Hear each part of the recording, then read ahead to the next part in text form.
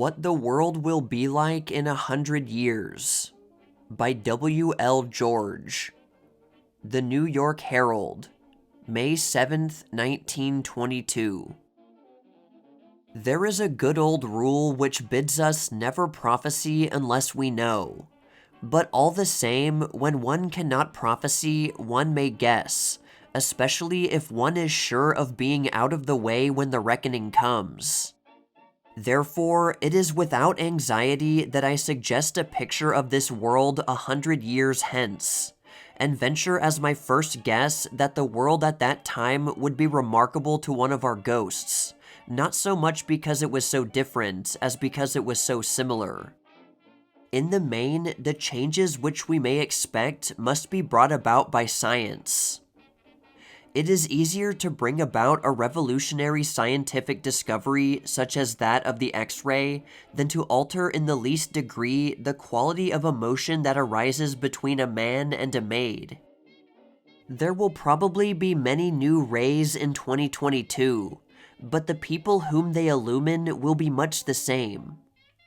From which the reader may conclude that I do not expect anything startling in the way of scientific discovery. That is not the case. I am convinced that in 2022, the advancement of science will be amazing, but it will be nothing like so amazing as is the present day in relation to 100 years ago. A sight of the world today would surprise President Jefferson much more, I suspect, than the world of 2022 would surprise the little girl who sells candies at Grand Central Station. For Jefferson knew nothing of railroads, telegraphs, telephones, automobiles, aeroplanes, gramophones, movies, radium, etc. He did not even know hot and cold bathrooms. The little girl at Grand Central is a blasé child. To her, these things are commonplace. The year 2022 would have to produce something very startling to interest her ghost. The sad thing about discovery is that it works toward its own extinction, and that the more we discover, the less there is left. It does not follow that, scientifically, the year 2022 should fail to be amazing. I suspect that commercial flying will have become entirely commonplace.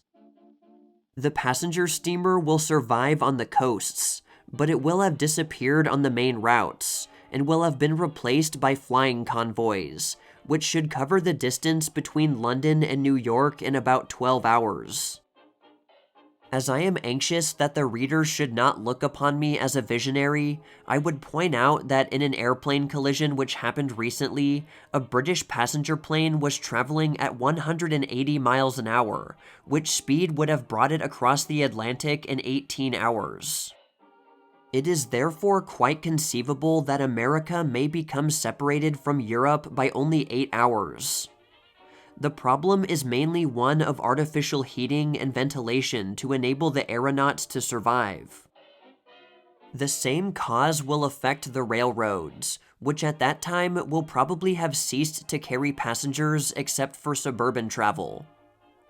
Railroads may continue to handle freight, but it may be that even this will be taken from them by road traffic, because the automobile does not have to carry the enormous overhead charges of tracks. Certainly food, mails, and all light goods will be taken over from the railroads by road trucks. As for the horse, it will probably no longer be bred in white countries.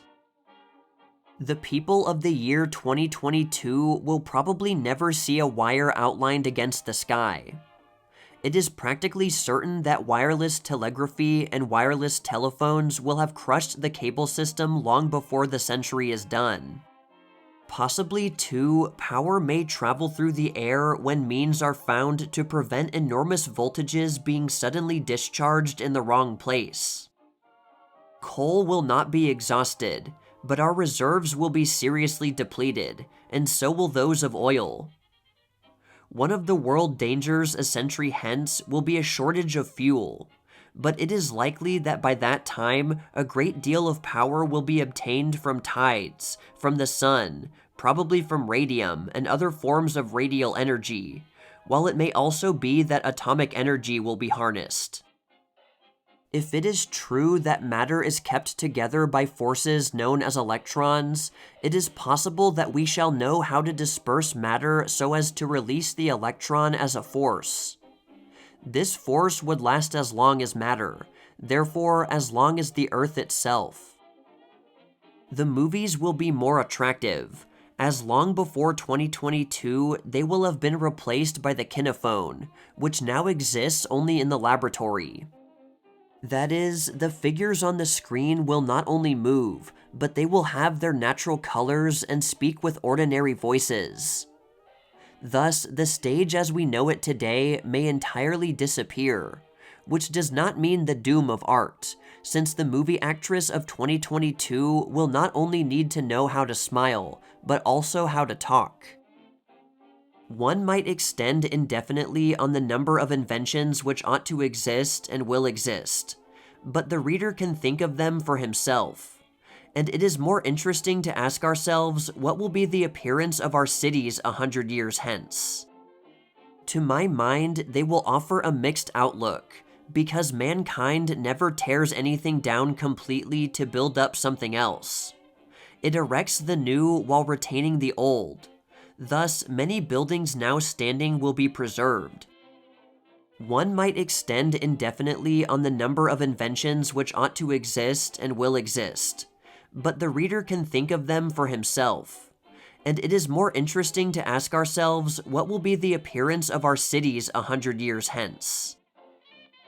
It is conceivable that the Capitol at Washington, many of the universities and churches will be standing 100 years hence, and that they will, almost unaltered, be preserved by tradition. Also, many private dwellings will survive, and will be inhabited by individual families. I think that they will have passed through the cooperative stage, which may be expected 50 or 60 years hence, when the servant problem has become completely unmanageable, and when private dwellings organize themselves to engage staffs to cook, clean, and mend for the groups. That cooperative stage will be the last kick of the private mistress who wants to retain in her household some sort of slave. In 2022, she will have been bent by circumstances, but she will have recovered her private dwelling, being served for 7 hours a day by an orderly.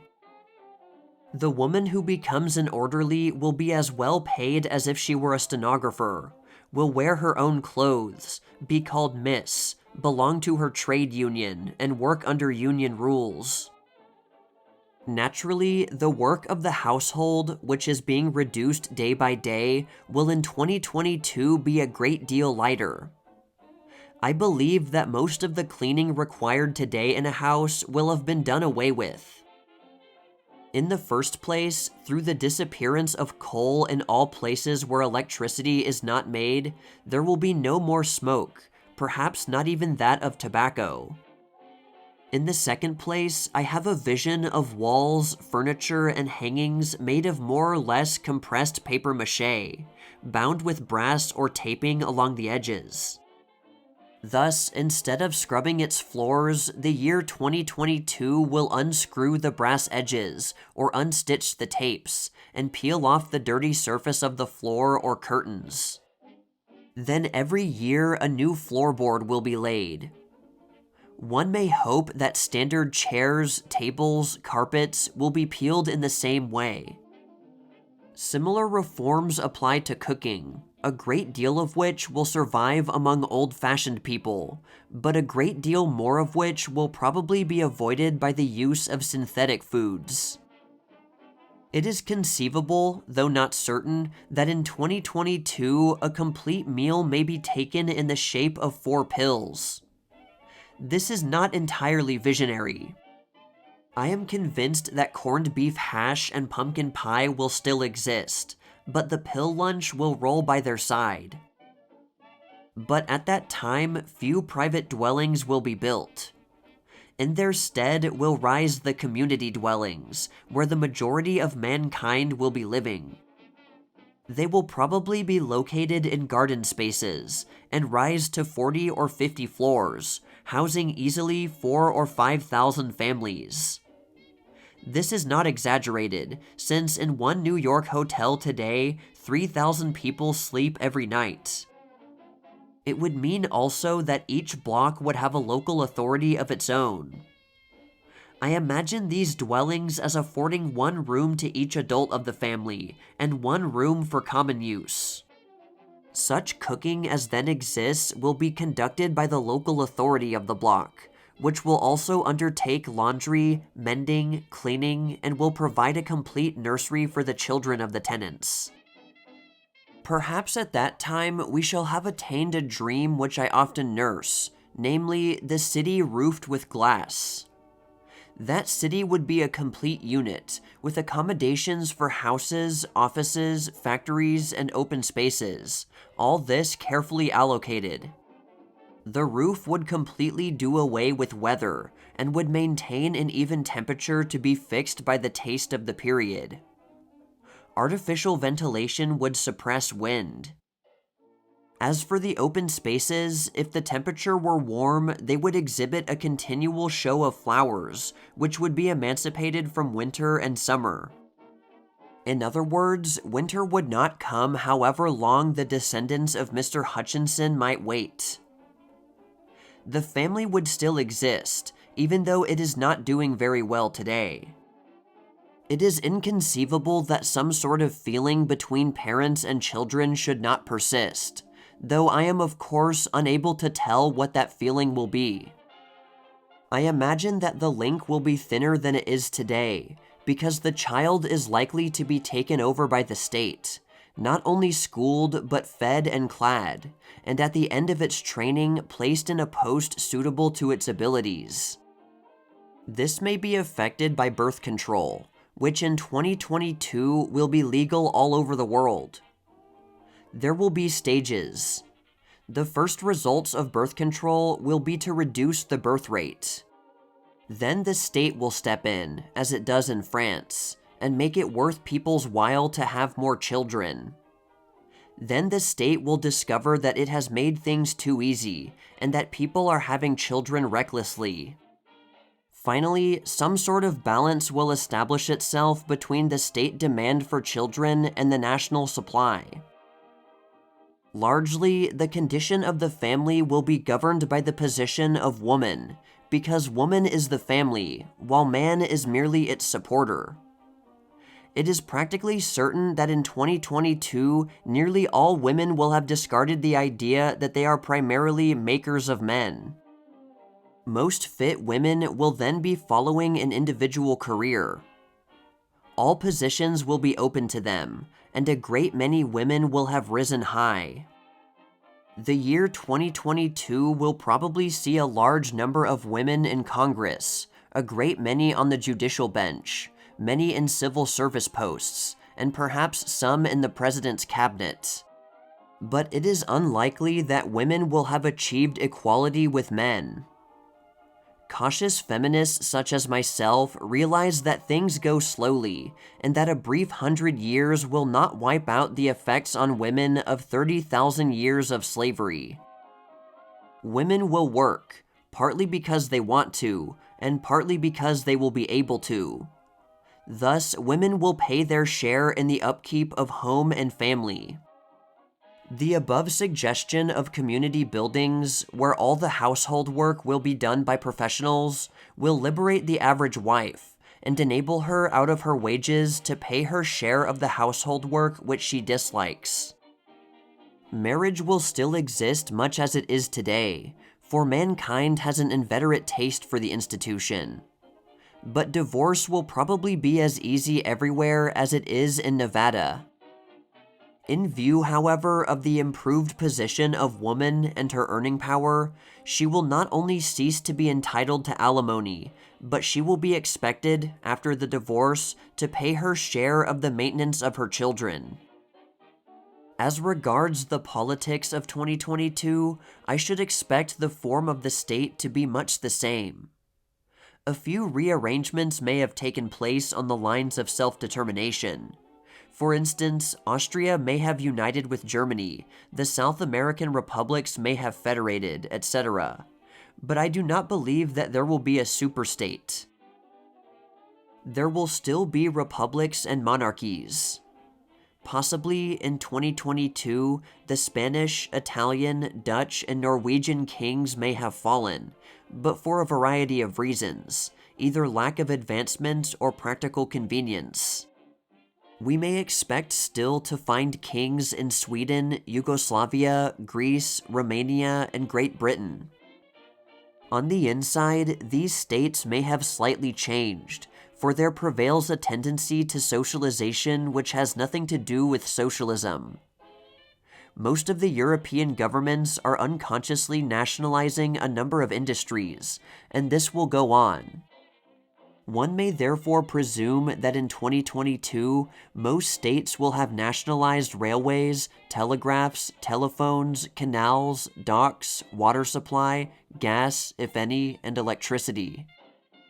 Other industries will exist much as they do today, but it is likely that the state will be inclined to control them, to limit their profits, and to arbitrate between them and the workers. We find a hint of this in America in the Antitrust Acts. 100 years hence, the tendency will be much stronger. It is worth noting as an international factor that by that time, purely national industries will almost have disappeared, and that the work of the world will be in the hands of controlled combines governing the supply of a commodity from China to Peru. Unfortunately, these international relations through trade are not likely to have affected political conditions. There will still be war. The wars of that period may be a little less frequent than they are today, and be limited by arrangements such as the Pacific Agreement, the agreement between Canada and the United States of America to leave their frontier unfortified, etc., but it will still be there. I suspect that those wars to come will be made horrible beyond my conception by new poison gases, inextinguishable flames, and light-proof smoke clouds. In those wars, the airplane bomb will seem as out of date as is today the hatchet. War may ultimately disappear, but this lies beyond the limits of this article, and even beyond those of my mind. As regards the United States in particular, it is likely that the country will have come to a complete settlement, with a population of about 240 million. The idea of North and South, East and West will have almost disappeared. By that time, the American race will have taken so definite a form that immigration will not affect it. The American from Key West and the American from Seattle will be much the same kind of man. That is to say as regards race, but I feel that mentally, the American of 2022 will have enormously changed. He is today the most enterprising creature in the world, and is driven by a continual urge to rise, to make money. That is because the modern American lives in a country that is only partly developed, and where immense wealth still lies ready for him to take. In 2022, that will be as finished as it is today in England. American wealth will then be either developed or known, and all of it will belong to somebody. There will be no more opportunity in America than there is in England today. Those Americans will know that it is practically certain that they will die much in the same position as the one in which they were born. Those Americans will therefore be less enterprising and much more pleasure-loving. They will have rebelled against long hours. The chances are that in 2022, few people will work more than 7 hours a day, if as much. The effect of this, which I am sure sounds regrettable to many of my readers, will, in my opinion, be good. It was essential that the American race should be capable of intense labor and intense ambition if it was to develop its vast country. But one result has been haste, overwork, noise, all of which is bad for the nerves. In 2022, America will have made her fortune, and will be enjoying it as well as she can. I think that she will be a happier country than she is today. The appeal of wealth will be less because wealth will be difficult to attain, so those Americans to come will be producing in art and literature infinitely more than they are producing today. Today, in fiction, America leads the world by sincerity, faith, and fearlessness. But the American novel of significance is a novel of revolt against the thralls of money, of convention, and of Puritanism. In 2022, American literature will be a literature of culture. The battle will be over, and the muzzle off. There will be no more things one can't say, and things one can't think. No doubt there will be in 2022 people who think as they would have thought in 1922, or even a little earlier, but a great liberalism of mind will prevail. It is not my business to congratulate the future, and I have no desire to do so, as it is impossible to say a thing is good or bad. All one can say is that it exists. But in case some of my readers feel repulsion when they contemplate my lunch pills or my nationalized railroads, to those I would say that they are perhaps unduly anxious. The world takes care of itself. It has been doing so for hundreds of centuries and is still spinning. The world will take care of itself in 2022. That is its chief occupation. More than that, I feel convinced that though the world may lose graces, it will develop other graces, that on the whole, and as time goes on, mankind grows more intelligent, more amiable, and more honest. The future will be difficult. What does that matter? So was the past difficult. Difficulties did not prevent its turning into a tolerable present.